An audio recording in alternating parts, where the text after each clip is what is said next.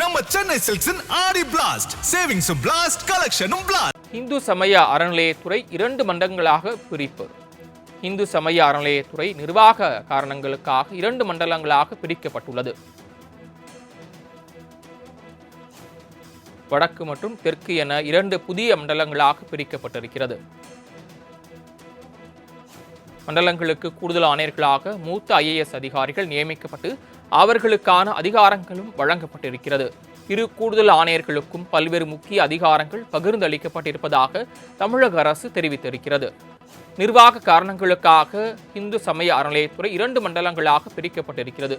கோயில் சொத்துகள், ஆவணங்களை ஆய்வு செய்தல் போன்ற பணிகளை கூடுதல் ஆணையர்கள் மேற்கொள்வார்கள் என தமிழக அரசு தெரிவித்திருக்கிறது. இந்து சமய அறநிலையத்துறை நிர்வாக வசதிக்காக 2 மண்டலங்களாக பிரிக்கப்பட்டிருக்கிறது. வடக்கு மற்றும் தெற்கு என 2 மண்டலங்களாக பிரிக்கப்பட்டிருக்கிறது. அதாவது சென்னையை தலைமையிடமாக கொண்டு சென்னை மண்டலம் என்றும் திருச்சி மண்டலம் என 2 புதிய மண்டலங்களாக பிரிக்கப்பட்டிருக்கிறது. கூடுதல் விவரங்களை செய்தியாளர் நந்தினி வழங்க கேட்கலாம். நந்தினி, இது குறித்த மேலும் தகவல்கள்.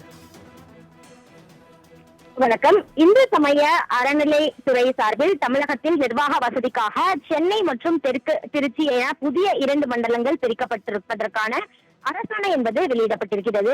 இந்த மண்டலங்களுக்கு கூடுதல் ஆணையர்களாக மூத்த IAS அதிகாரிகள் நியமிக்கப்பட்டிருக்கிறார்கள். அவர்களுக்கான அதிகாரங்கள் மற்றும் பணிகள் குறித்த அரசாணையை தமிழ்நாடு அரசு வெளியிட்டிருக்கிறது. இந்த 2 கூடுதல் ஆணையர்களும் பல்வேறு முக்கிய அதிகாரங்களை பகிர்ந்தளிக்கப்பட்டிருப்பதாக அந்த அரசாணையில் தெரிவிக்கப்பட்டிருக்கிறது.